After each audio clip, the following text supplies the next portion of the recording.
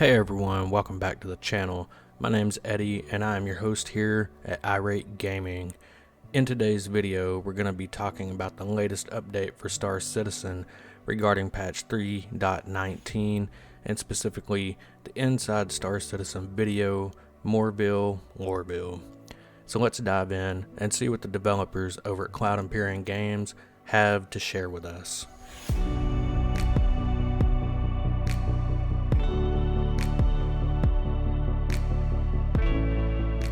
I'd like to start off by saying, wow, the Lorville 2.0 update is absolutely stunning. The attention to detail is incredible and the level of immersion is just insane. I cannot wait to explore every inch of this city from the cockpit of my ship with the Tobii Eye Tracker 5 and see what secrets the city holds. Starting this Inside Star Citizen off, Jared Huckabee gives a little background lore to the Hurston family and Loreville itself. So let's hear what Jared has to say. In 2865, Hurston Dynamics purchased a planet in the Stanton system and began the process of looking for their capital, being careful not to build on the resource-intense areas they bought the planet for in the first place, because you gotta leave all that free for the mining after all.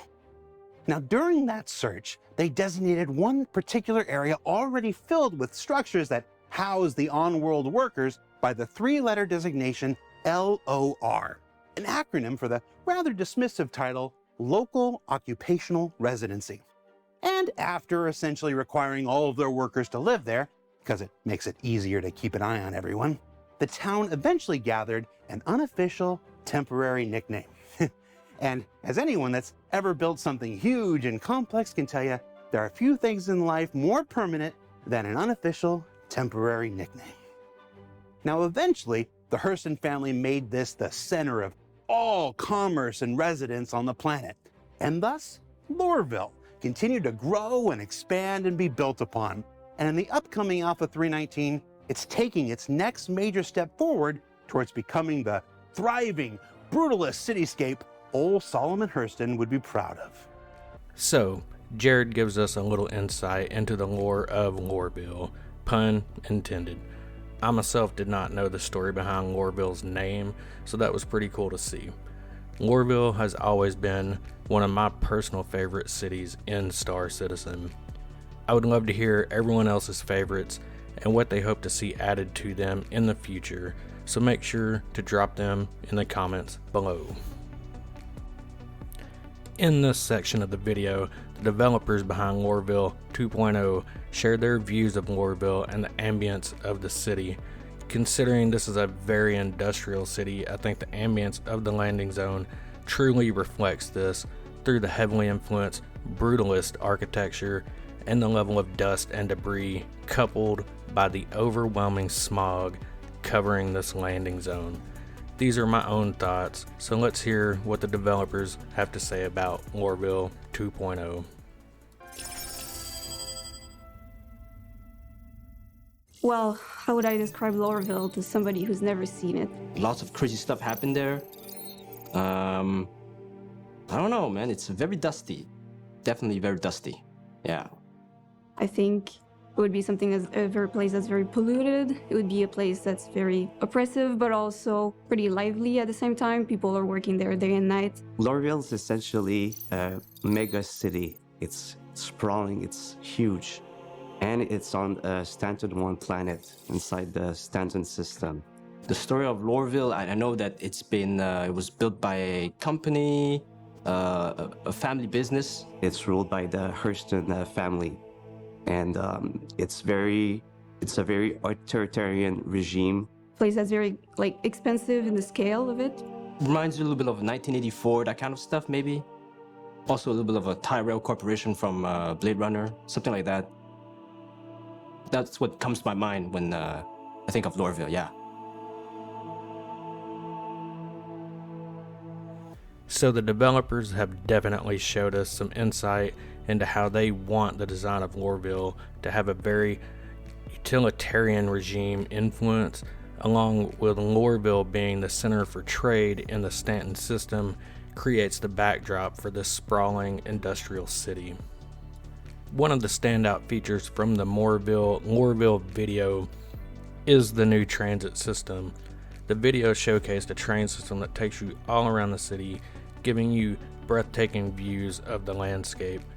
It's clear that the developers have put a lot of time and effort into creating a believable and functioning transit system. That adds to the realism of the game. The developers also give a breakdown of the types of services and shops that are located in Lorville that add to the feeling of a lived-in and immersive environment.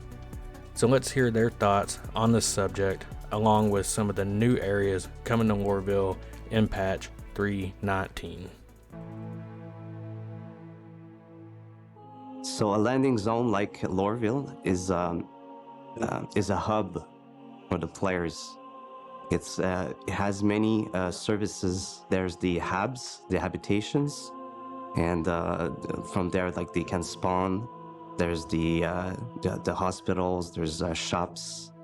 There's missions. There's obviously multiple areas and some new areas as well. When you're arriving from your ship, the first thing you're going to see is, you're going to see the CBD, of course. Central Business District. And this is where the Hurston family oversees the city. There's the spaceport that obviously has a lot of the transit line going to.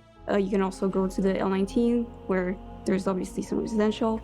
Leading up from like the center, we have like those transit lines that are like going in different directions from the center of the city. And from there, there's many districts inside the inner city. In the inner city, we represent the different classes of the residents of Lorville. There's areas where there's more wealth. These are like higher up top, and they have like gold cladding on their buildings. And we have like lower areas that are like closer to the industrial areas. And it's mainly residential and commercial. We have like lots of opportunities for branding. The branding comes mainly from Nicolas Fortin's team. So we partnered with them, and they come up like with new brands. In turn, the environment art team helped to integrate those into billboards and holograms throughout the city. So the areas like the CBD, the L19 at the spaceport, you're all familiar with.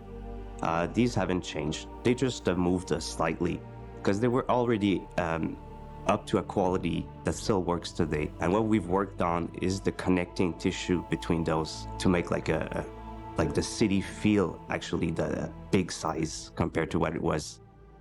Buildings are now much higher, but you're also going to see how the city now extends further away, a little bit like tentacles, right? And it spreads out into those smaller islands. We call them islands. Those are the industrial islands. Let's say you start from the spaceport and you want to travel outside towards the industrial islands. First of all, they're much further away, but they're still connected. You know, they connected using pipelines from the city to the outskirts. And once you get to the industrial islands, you can see, you know, it's filled with chimneys, lots of activities happening there. It really shows, you know, the might that is Hurston Dynamics and the Hurston family itself. Yeah, I think that's a good answer.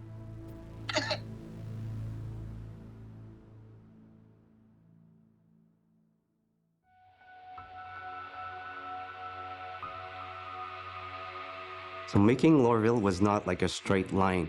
There was many like challenges, and we didn't really have expectations of what we could achieve or not achieve.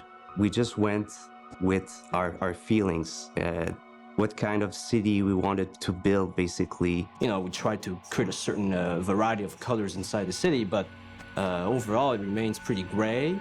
But at the same time, it's also pretty dusty. You know, it reflects the pollution, how industrial the city is. And in the end, like, we're just like driving that point that it's like heavily polluted or authoritarian, and that it's in everything we do. As you can see, the new transit system is a central focus around the city. In this new version of Lorville, and we learn more about the new areas coming to the city. I can't wait to see what mission types they bring in future patches, as all of this redesign is moving us to with Lorville being updated. I would be interested to know what your favorite part of this section was and what you're looking forward to the most in future updates. Make sure to drop them in the comments below. Another feature that caught my eye was the incredible lighting system that they have implemented in this new update. The streets are lined with neon lights, casting a beautiful glow on everything in the city. The attention to detail with the lighting is unlike any other game, and it really adds to the overall atmosphere of the location. Here is what the developers had to say about the lighting that went into creating this beautiful city. Lighting is very important when you're coming to a location. When one of the last part that the artist will do, it really brings the life to all the previous work that the environmental artist did. Lighting drives the eye. It makes us look at places, and it just like enhances the contrasts, and we get like a whole better look through that lighting. The lighting really, it brings in the whole atmosphere. And during the night, we want to bring that feeling of liveliness to the city. Yeah, night is pretty badass with all the new buildings, the taller buildings, the windows and everything. Little red lights, blinking red lights across the city. As a player, when you come in and you see these giant structures, but also these little lights, it really shows, okay, this is a really big building. Try to put a lot of small details, small elements like street lights, containers, also a little bit of some pathways for vehicles to move around. That really helps to solidify the idea that this is a giant city, giant facilities that are being built inside the city, and yeah, it's huge. There's a lot of different viewpoints right now, so you'll be able to appreciate it from a lot of different distances and viewpoints, even if you're far away. Still a very bustling city, lots of activities happening. You can also see people taking the train, the transit to move around the city to, get from their habs to their workplace. The lighting on the transit line has been really, really improved. You'll have a lot more to see when you're going through these different lines, and I think it's going to be very exciting. It's not just the lights in the city, but also in the industrial islands. Even though they're a bit further away, they have these giant, I call them cauldrons. It's like burning some sort of material. It's very orangey. It glows a lot. I think you can actually see them from outer space. Lighting at night with those cauldrons, it's really amazing looking. The atmosphere is really important as well. It gives like the depth that we need inside the city. It makes things like feel believable, and like it adds this layer of realism. Lorville during the day is very, very polluted, obviously. So when you get into the city, there are very thick layer of clouds. And when you get through these clouds, it's like getting into a new world, in a different world. They cover the top of the building. It's very impressive. They just bring so much to the atmosphere. They really, really kind of put that finish on the daylighting. Sunlight doesn't actually always touch the ground. Everything's a little bit in the shade because of the smoke, the smog, the atmosphere. It's so thick, you can't really see into the horizon. How many buildings is there? It's pretty claustrophobic, even though it's a giant city. But if you look really far away, you can't really see where it ends because of the atmosphere. Chris did a great job on the atmosphere, and it looks very, very unhealthy, I would say, to be there in that atmosphere for very long. VFX, they did a great job with especially the chimneys, the amounts of smoke that the industrial zones are creating. It really emphasizes the pollution aspect to how they do business in Hurston. Lighting definitely with the new atmosphere looks really much different, and it really showcases the ominous feeling of the city. The whole composition of the city works through with lighting, just hand in hand. Without lighting, like everything looks a bit flat. And so it's very important in that process to bring kind of the final look, to bring it alive from what the concept art originally kind of sad about the location. I hope you're as excited as I am after seeing some of the shots at night here in Lorville. I think there will be a lot of fun to be had with all of the new areas and being able to do some low flying in the city without the worry of no-fly zones. Anyone else ever been redirected and crashed into a building? I know I have, for sure. The best story in the comments will be featured at the end of the next video. And let's not forget about the incredible architecture. The buildings are absolutely massive, towering over you as you explore the city. The design is very futuristic yet believable, and it really makes you feel like you're in a completely different world. The developers also share some of their thoughts on mission types and what they hope to see come into the verse with these new updates. So let's see what they have to say. The biggest change from the old Lorville to the new is the scale of those buildings, and they feel much more integrated, lifelike as a city. And that was one of the reasons at the beginning why we wanted to change Lorville, was to get like that proper scale throughout the city, and that feeling that basically can make you feel like it's a real city. Making the buildings at the correct scale can enable us later to create interiors for those buildings. And so in that sense, Lorville will be ready for that. Getting close to the city, like especially while flying, like the feeling is just so great. We've lowered the restricted zone as much as we can, and we can really get close to the buildings now. The size of those windows are like true to real life size of windows. The scale of things feels like really good. Level design definitely also plays a role inside the city. We try to make sure that players, if they want to fly their ship around buildings or into some of these areas that we call trenches, level design reminded us to, keep some openings so that players can move around them easily. On our side, we also made sure that you can navigate in some of those structures, those trenches. You can do slaloms around those pipelines, and maybe some of those areas could become potential racetracks for the future. Lorville will have like racing opportunities, I think, because now there's like tunnels, there's cranes, there's sky bridges, there's like big straddle frames, and these can create target points for racing.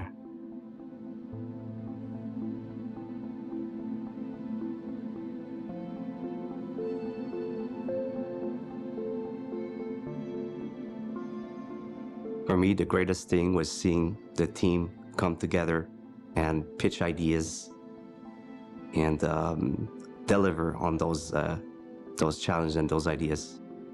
It's been a lot of work from every department, and especially in lighting, I think it's been a big project that we've worked on. And there's so much details that's been put on every one of these areas, and I think I'll be really excited to see how people react to this. I think it's something that people have been expecting for a long time. I think for the player, the fact that we can go around these areas, whether it's land vehicles or, we're using spaceships, fly around these structures, I think it's going to be a good experience, yeah. I hope the players appreciate the new Lorville, just the sheer scale, and that it feels like you can see Lorville from Everest station, so it makes it like a big impact, I think. And I hope that the players notice. I know that we probably won't understand the scale of the new Lorville until we get in the verse, but it looks impressive. I can't wait for ground FPS missions and ground vehicle combat to be implemented into Lorville.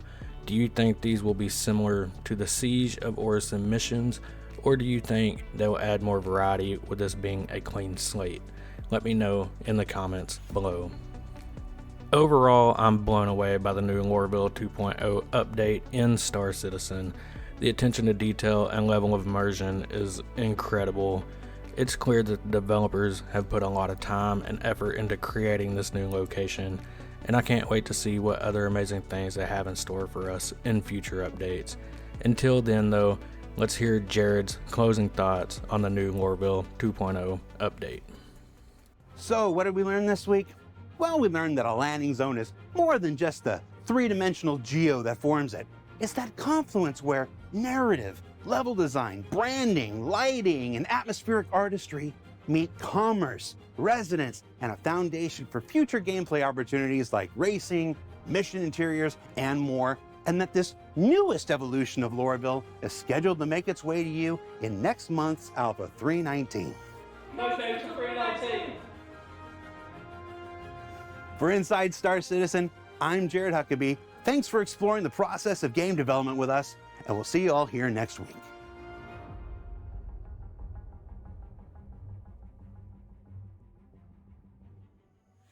So Jared gives us a quick rundown of everything in his closing thoughts, and I hope you found good information in this video. If you enjoyed it, please give it a thumbs up and subscribe to the channel for more Star Citizen content. A link to the video from Cloud Imperium Games will be in the description below, so you can go and watch the entire update. Thanks for watching, and I will catch you on the next video.